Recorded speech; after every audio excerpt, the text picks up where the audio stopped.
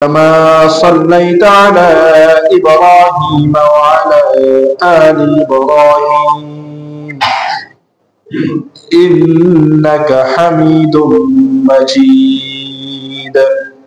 اللهم بارك على محمد وعلى آل محمد كما باركت على إبراهيم وعلى آل إبراهيم إنك حميد مجيد. بلغ العلا بكماله كشف الدجى بجماله بسنة جميع خصاله صلوا عليه وآله.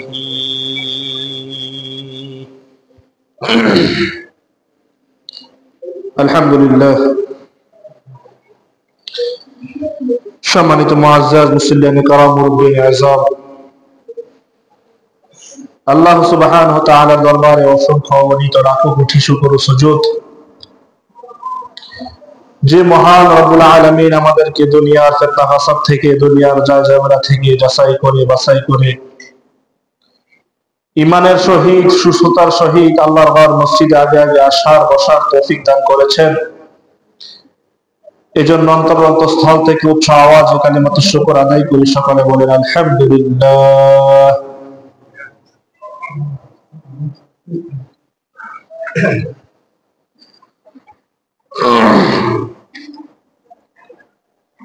আল্লাহ তাআলা পবিত্র কালামুল্লাহ শরীফের মধ্যে ইরশাদ করেন,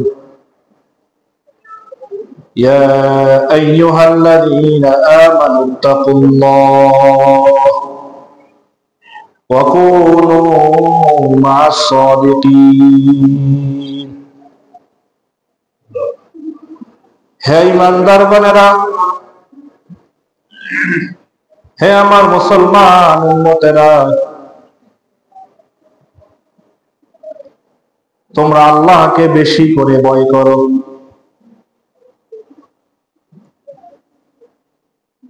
ইত্তাকুল্লাহ, আল্লাহকে বেশি করে ভয় করো। ওয়া কুনু মা'আস সাদিকিন, এবং সত্যবাদীদের সংস্পর্শে চলে যাও, সত্যবাদীদের সুহবতে চলে যাও।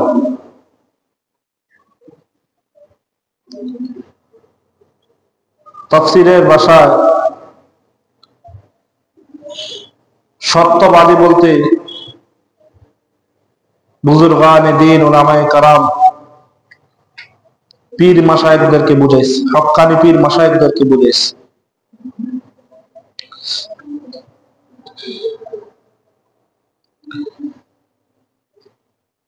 এই আদেশ কে করছে?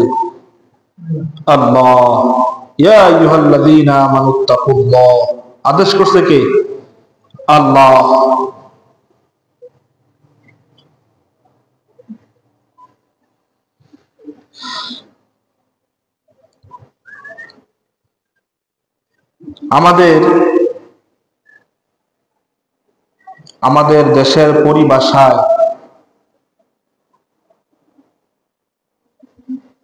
আমাদের দেশের পরিভাষায় কিছু প্রবাদ বাক্য আছে যা হাদিসের সাথে মিলে যায়, কোরআনের আয়াতের সাথে মিলে যায়। এগুলা হাদিসের কোনো কথা না, কোরআনের কথা না, কিন্তু মিলে যায়।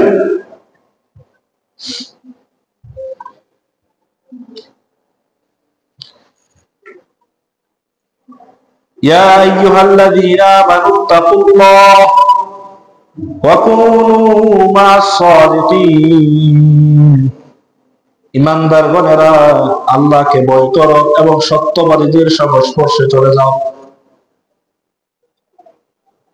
আমাদের দেশে একটা প্রবাদ বাক্য আছে, সৎ সঙ্গে সর্বনাশ করে। জোরে বলেন। সৎ সঙ্গে সর্বনাশ কয় না। সৎসঙ্গে সর্ববাস, ওই তো সমস্যা কি আঙ্গ বাসাই তো।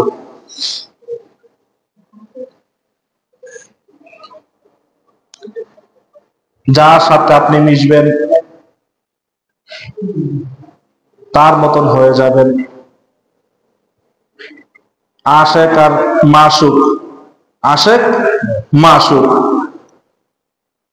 মাসুকে যা করে আশেকে তা করে, করে না? কেন করস রে? আমার তো খুব ভালো লাগে তারে, আমি তো খুব পছন্দ করি, আমি তো খুব ভালোবাসি, এই জন্য সে যে কাপড় পিনলে ওই কাপড়ে পিনবে, সে যখন ঘুমায় সে তখনই ঘুমায়, সে যা কাজ করে সে তাও কাজ করে, করে কিনা? তার সাথে সম্পর্ক।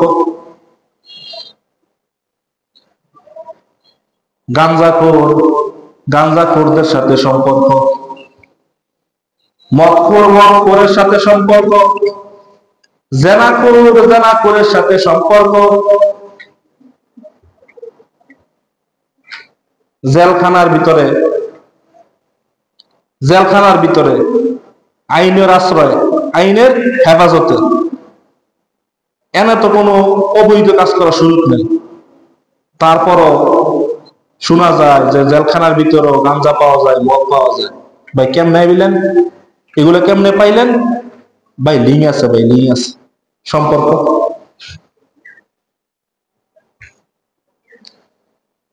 সুদখোর সুদখোরের সাথে সম্পর্ক, ঘুষখোর ঘুষখোরের সাথে সম্পর্ক, ভালো মানুষ ভালো মানুষের সাথে সম্পর্ক, জ্ঞানী মানুষ জ্ঞানী মানুষের সাথে সম্পর্ক রাখে,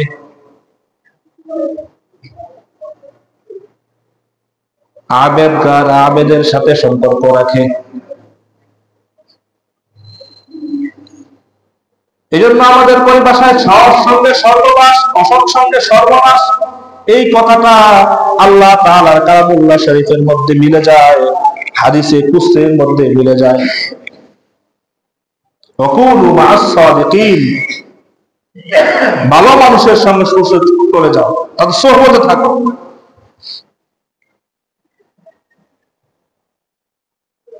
কবি বলেন, যদি কোনো ব্যক্তি অল্প কিছু সময় ওলামায়ে কেরামের সান্নিধ্য থাকে, বুজুর্গানে দ্বীনের সান্নিধ্যে থাকে, তাদের সোহবতে অল্প কিছু সময় দেয়, কবি বলেন ৬০ বছর বেরিয়ে নফল ইবাদত চেয়ে অল্প সময় দামি হয়ে যায়। ৬০ বছর বেরিয়ে ইবাদত, বেরিয়ে ইবাদত বুঝেননি? লাগাতার লাগাতার ৬০ বছর কেউ নফল ইবাদত করতে পারে? পারে না।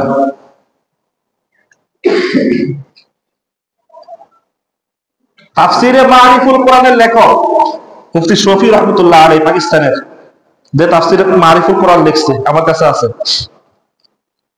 উনি বলেন যে আমি যদি এই কবিতার ব্যাখ্যা আমি করতাম, তা আমি করতাম যে কোন ভালো মানুষের সোহবতে, কোন বুজুর্গ আলেমের সোহবতে যদি মানুষ অল্প কিছুক্ষণ থাকে, তাহলে ১০০ বছর বেরিয়ে নফল ইবাদত চেয়ে উত্তম হবে। সুবহানাল্লাহ।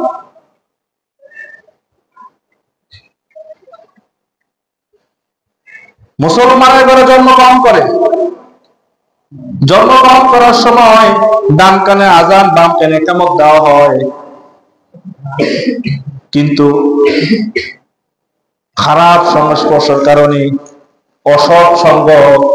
অসৎ সঙ্গের সাথে সম্পর্ক রাখার কারণে নাস্তিক হয়ে যায়, বেঈমান হয়ে যায়, হয়নি? যেমন নূহ নবীর ছেলে নবীর ঘরে জন্মগ্রহণ করছে, কিন্তু সঙ্গটা পাইছে কার? খারাপ মানুষের সঙ্গ পাইছে, ধ্বংস হয়ে গেছে। নূহ নবী বলতেছেন, ও ছেলে নৌকা উঠে যাও। না বাবা, প্লাবন আসলে আমি পাহাড়ের উপরে চলে যাব।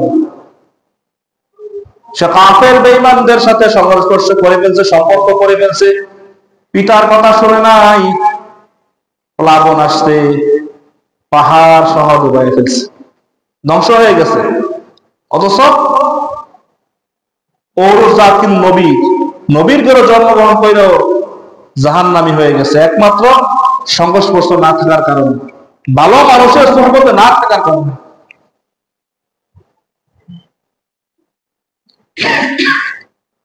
আমাদের দেশে নাস্তিক বেঈমানেরা, মুনাফিকরা, কাফের বেঈমানরা, ইহুদিরা অনেক চক্রান্ত করতেছে মুসলমানদেরকে এই ভালো সংস্পর্শ থেকে দূরে রাখা, ওলামায়ে কেরাম থেকে দূরে রাখা, পীর মাশায়েখদের থেকে দূরে রাখা অনেক চেষ্টা করতেছে, অনেক ষড়যন্ত্র করতেছে। টিভি, সিনেমায়, নাটকে দেখবেন দাড়িওয়ালা জঙ্গিবাদ, জঙ্গি, পাগড়িওয়ালা বোমাবাজ, লম্বা জামাওয়ালা সন্ত্রাসী দেখায় না? দেখায় তো। কেন? যে এদের থেকে দূরে থাকো, এদের কাছে গেলে তোমরা খারাপ হয়ে যাইবা, তোমরা সন্ত্রাস হয়ে যাইবা, তোমরা জঙ্গি হয়ে যাইবা, বোমাবাজ হয়ে যাইবা। এই জন্য মাথায় পাগড়ি বান্ধায়, বড় বড় দাড়ি লাগায়া, জুব্বা লাগায়া এগুলো জঙ্গি, এগুলো থেকে দূরে থাকো। এগুলো হইলে একমাত্র ইহুদি খ্রিস্টানদের চক্রান্ত ছাড়া কিছু না।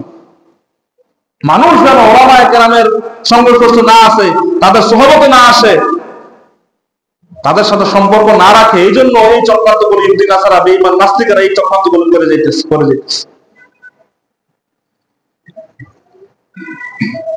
বলে না যে হিন্দুরা সব মা লয়ে গেছে, মা, মা দুর্গা, মা কালী, মা সরস্বতী, যত মা আছে সব তারা লয়ে গেছে। আর আমাদেরকে কি দিছে?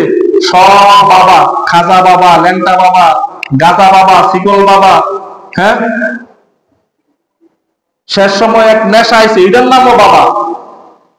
এটা আবার বাবার দরবারে বেশি চলে। সব বাবা আমাদেরকে দিয়ে দিছে, যাও। এগুলো হইল ইহুদি নাসারাদের চক্রান্ত। এগুলা জ্বরওয়ালা, লাল সাধু পরাওয়ালা, হ্যাঁ, এগুলা সান্নিধ্যে যাও। ওলামায়ে কেরাম সান্নিধ্যে যাও না, জঙ্গি হয়ে যায়, বাবা হয়ে যায় না। অথচ ইয়া আইয়ুহাল্লাযীনা আমানুত্তাকুল্লাহ ওয়া কুনু মা'আস সাদিকিন, সত্যবাদীদের সংস্পর্শে চলে আসো, তাদের সহবতে চলে আসো। এমনি এমনি বলা নাই। 60 বছর বেরিয়ে নফল ইবাদত চেয়ে দামি অল্প কিছু সময় ওলামায়ে কেরামের, পীর মাশায়েখদের, ভালো মানুষের সংস্পর্শ থাকার কারণে আলেমের সোহবতে যাবেন, জ্ঞানী হয়ে যাবেন, কিছু শিখতে পারবেন। আবেদগারের সঙ্গে থাকবেন, আবেদগারের সাথে সম্পর্ক রাখবেন, ইবাদত করতে ইচ্ছা হবে। বিড়িখোরের সাথে সম্পর্ক করবেন, আস্তে আস্তে বিড়িখোর হয়ে যাবেন। একটা, দুইটা, তিনটা, একদিন, দুদিন, এক মাস বিড়িখোর। মানুষ বিড়ি খায় কেমনে? মায়ের থেকে, পেট থেকে বাইরে কি বিড়ি খাওয়া শুরু করে? নাকি বিড়িখোরদের সাথে চলতে চলতে এখন দেখি ওই যে ছোট ছোট বাচ্চারা, এর মতন বাচ্চারা বিড়ি টানে রাস্তা খাড়ায় খাড়ায়। এরা শিখছে কেমনে? বিড়িখোরদের সাথে সম্পর্ক, এদের সাথে উঠা বসা, একদিন এক টান, দুই টান দিতে দিতে এখন বিড়িখোর। বিড়ি খাইতে গেলে তখন গাঞ্জা খোর, তখন মদ খোর, তখন নেশা খোর, জীবন শেষ।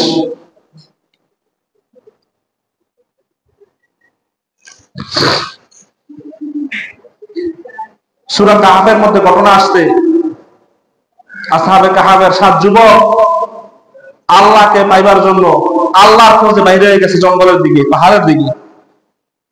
পিছনে আসতেছে কুকুররা তারাই দিতেছে, যা আসিস না, যা যা।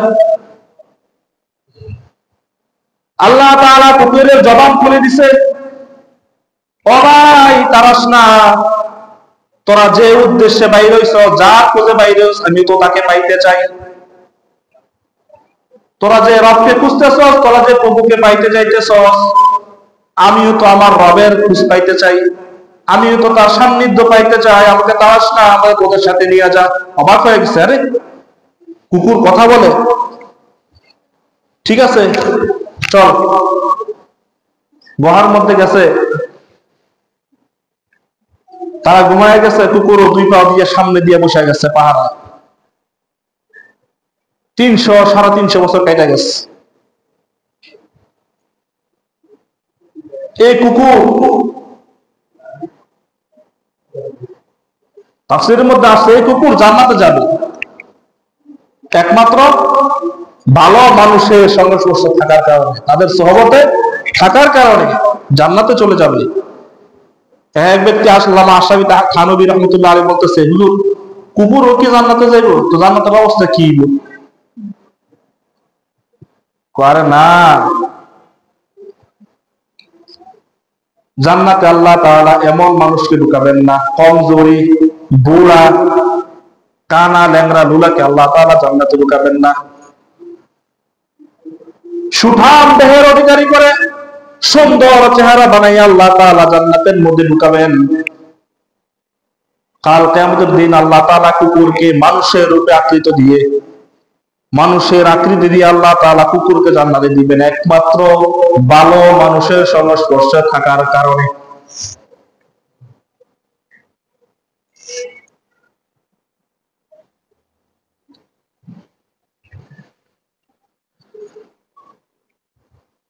যুগ যুগ ধরে ওলামায়ে কেরাম এগুলোই বুঝে আসতেছে মানুষদেরকে।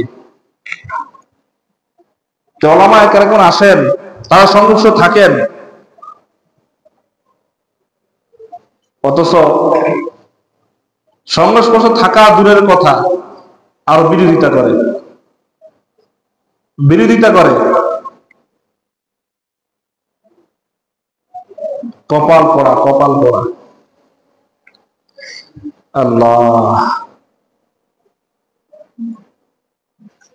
আল্লাহকে পাইতে হলে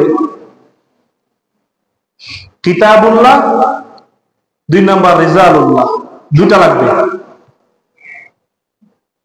যারা পড়ালেখা জানে, শিক্ষিত, তারা তো কিতাব বুঝবে, কিতাব পড়তে পারবে।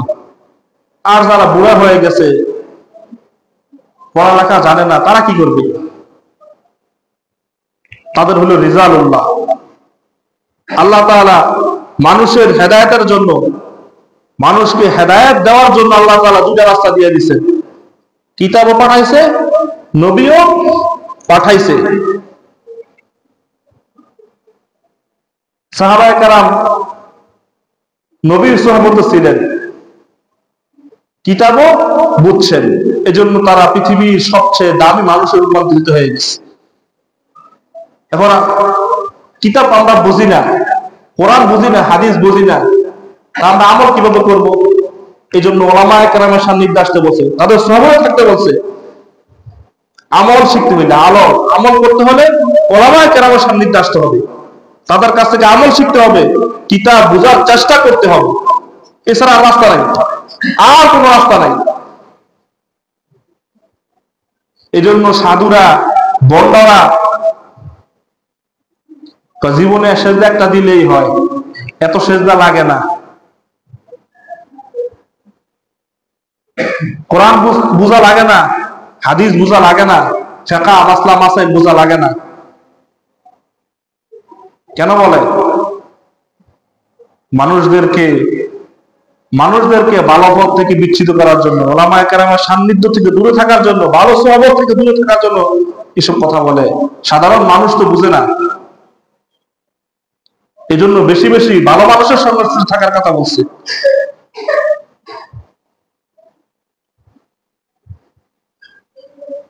এক চোর, বাগদাদের ঘটনা, এক চোর, তার চুরি করার অনেক অভ্যাস, তো বিভিন্ন জায়গা ধরা খাইছে, মাইজবুর খাইছে। এখন বাড়িতে বসে রয়েছে, তো অভ্যাস তো মানুষের দাস। তো নবী করিম সাল্লাল্লাহু আলাইহি ওয়াসাল্লাম বলছে যে মানুষের অভ্যাস এমন এক জিনিস যে উহুদ পাহাড় যদি বলা হয় যে উহুদ পাহাড়টা এই জায়গা থেকে ওই জায়গায় চলে গেছে, এটা বিশ্বাস করা যায়, কিন্তু মানুষের অভ্যাস পরিবর্তন হয়ে যাবে এটা বিশ্বাস করা সহজে যায় না। তো চোর তো চুরি করার অভ্যাস, কি করবে? রাত্রিবেলায় নিজের ঘরে চুরি করা শুরু করছে, এক জায়গার মাল আরেক জায়গায় লয়ে যেতেছে, আরেক জায়গার মাল আরেক জায়গায় রাখতেছে, চুরি করার অভ্যাস। তো ওই জামানার বুজুর্গ ছিলেন জুনায়েদ বাগদাদি রাহমাতুল্লাহি আলাইহি। তো চোর জুনায়েদ বাগদাদি রাহমাতুল্লাহ আলাইহি সান্নিধ্য গেলেন, কিছু সময় তার সুহবতে বসলেন।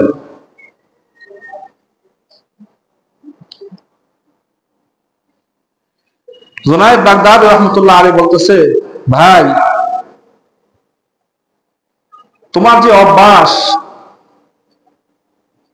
এই অভ্যাস তুমি দূর করতে পারবা না যতক্ষণ পর্যন্ত তুমি কোন একজনের সান্নিধ্যে না আসো,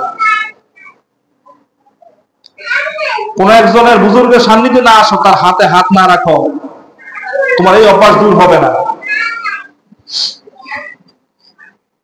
চোর মনে মনে ভাবতেছে যে জিন্দেগির কত সময় চুরি করে কাটায় দিলাম, জিন্দেগির কত সময় চুরি করে কাটায় দিলাম, খারাপ কাজ কত করলাম, মানুষের হক কত নষ্ট করলাম, মরতে হবে তো আমাকে মরতে হবে। যখন এই চিন্তা তার কাছে চলে আসছে, জুনায়েদ বাগদাদী রাহমাতুল্লাহ আলাইহি বলতেছেন, এই চোরটা আল্লাহ তাআলার এমন পয়গম্বর হয়ে, এমন ওলি আল্লাহ হয়ে গেছেন, এমন বুজুর্গ হয়ে গেছেন যে জামানার সবচেয়ে বড় কুতুব হয়ে গেছেন। সুবহান।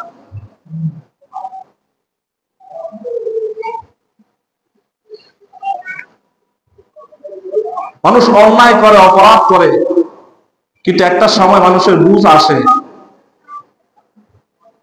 এই বুঝটা আসে কখন? যখন কোনো ভালো মানুষের সংস্পর্শে যায়, কোন সত্যবাদীর সংস্পর্শে যায়, কোন বুজুর্গাদীনের সংস্পর্শে যায়, তখন মানুষের এই বুঝটা চলে আসে, আল্লাহ তাআলা দিয়ে দেয়। যখন ভালো হওয়ার চেষ্টাই না করবেন, মানুষের ভালো হওয়ার চেষ্টাই যদি না করে, তাহলে কিন্তু হেদায়েত আল্লাহ তাআলা দেন না। যেইভাবে চলতেছেন ওইভাবে আপনাকে আল্লাহ তাআলা চালাইবে। আপনাকে যেভাবে চলতেছেন, মানুষ ভালো মানুষও আছে, খারাপ মানুষও আছে, তো তাদেরকে হেদায়েত কেন দেন না? তারা ভালো হওয়ার নিয়ত নাই, ভালো হওয়ার চেষ্টা করে না যে আমি ভালো হব, আমি আমল করবো, এই নিয়ত তাদের না। এই জন্য আল্লাহ তাআলা তাদেরকে হেদায়েত দেন না। যদি আপনার ভিতরে ভালো হওয়ার চিন্তা আসে, ভালো হওয়ার চেষ্টা আসে, তখন আল্লাহ তাআলা রাস্তা ক্লিয়ার করে দেয়, রাস্তা দেখায় দেয়, এই রাস্তায় চলো, এই রাস্তায় চলো।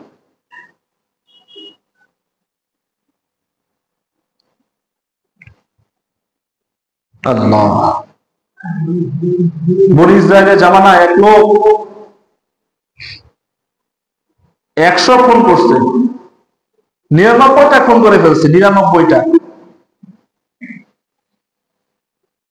তখন চিন্তা আসলো যে হারে 99টা খুন করে ফেলাইছি, আমার তো জীবনে মনে ক্ষমা হইব না, আমি আল্লাহ তাআলার কাছে মাপ পাবো না মনে হয়।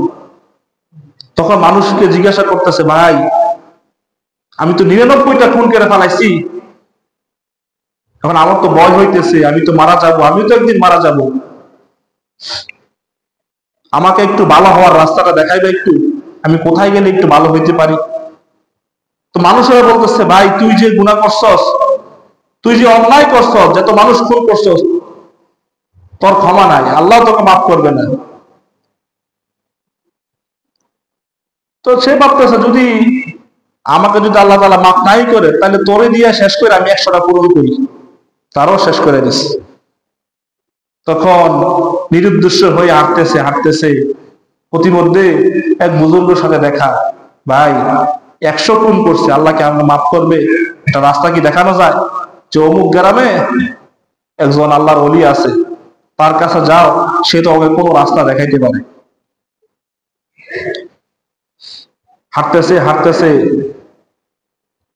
প্রতিমধ্যে মালাকুল মউত তার সামনে হাজির। জানটা কবজ হয়ে গেল। জানটা কবজ হওয়ার পরে দুই দল ফেরেশতা চলে আসবে, একদল জাহান্নামী আর একটা জান্নাতি। জাহান্নামী বলতেছে, এই লোকটা দুনিয়ার মধ্যে 100 খুন করছে, এমন কোন অন্যায় নাই তার দ্বারা হয় নাই, তার রূহটা জাহান্নামে নিয়ে যাইতে আমরা আসছি। জান্নাতি দলের ফেরেশতারা বলতেছে, ভাই লোকটা তো খুন করছে, অন্যায় করছে, অপরাধ করছে, কিন্তু সে তো ভালো হওয়ার জন্য বাইর হইছে, সে তো ভালো হওয়ার নিয়তে বাইর হইছে, বুজুর্গাদীনের সান্নিধ্যে যাওয়ার জন্য বাইর হইছে, আল্লাহ তাআলা তাকে মাফ করে দিবে, তার রূহটা আমরা জান্নাতে নিয়ে যাই। দুই দল ফেরেশতার মধ্যে কথা কাটাকাটি হইতেছে। এরই মধ্যে হযরত জিবরাইল আমিন চলে আসছে, বলতেছে ঠিক আছে তোমাদের দুজনের কথাই থাক, রাস্তা মাপো, বাড়ি থেকে রাস্তা পর্যন্ত যতটুকু রাস্তা হয় আর যে জায়গা সে মৃত্যুবরণ করছে এই জায়গা থেকে বুজুর্গর বাড়ি পর্যন্ত কতটুকু রাস্তা হয় এই রাস্তাটা মাপো। মেপে দেখলেন দুটো জায়গা সমান, বাড়ি থেকে যে জায়গা মৃত্যু হয়েছে এই জায়গা এবং মৃত্যুর জায়গা থেকে বুজুর্গর বাড়ি পর্যন্ত দুটো জায়গা সমান। মৃত্যুর সময় মানুষ ভীষণ যন্ত্রণা উপভোগ করে, তার যখন জান কবজ হয়ে যাবে তখন সে হামাগুড়ি দিয়ে গড়াগড়ি দিয়ে অল্প কয়েক হাত আগায় গেছে, মৃত্যু চলে আসবে, হামাগুড়ি দিয়ে বুকে হেসড়ে হেসড়ে কয়েক হাত চলে গেছে। তো ফেরেশতারা বলতেছে যে সে হামাগুড়ি দিয়ে যে কয় হাত আগায় গেছে একটু বেশি, একটু ভালোর দিকে বেশি হয়ে গেছে। আল্লাহ তাআলা ঘোষণা দিয়েছেন, ও জিবরাইল, আমার বান্দা তো ভালো হওয়ার জন্য বাড়ি থেকে বাইর হয়েছে, ভালো হওয়ার নিয়তে বাইর হয়েছে, আমার বান্দাকে আমি মাফ করে দিলাম, সুবহানাল্লাহ, আমার বান্দাকে আমি ক্ষমা করে দিলাম, আমার বান্দার রূহটা জান্নাতের মধ্যে নিয়ে যাও, আমার বান্দার রূহটা জান্নাতি দলের ফেরেশতাদের কাছে দিয়ে দাও, সুবহানাল্লাহ। ভালো হওয়ার নিয়ত, ভালো হওয়ার চেষ্টা, ভালো মানুষের কাছে যাওয়া, আল্লাহ যে কোন কাজের বিনিময়ে কোন নিয়ত আপনাকে হেদায়েত দিবে বলতে পারেন না। এই জন্য সবসময় ভালো মানুষের সাথে চলার চেষ্টা করবেন, ভালো মানুষের সাথে, ভালো মানুষের সংস্পর্শে, ওলামায়ে কেরাম পীর মাশায়েখদের সোহবতে থাকার চেষ্টা করবেন।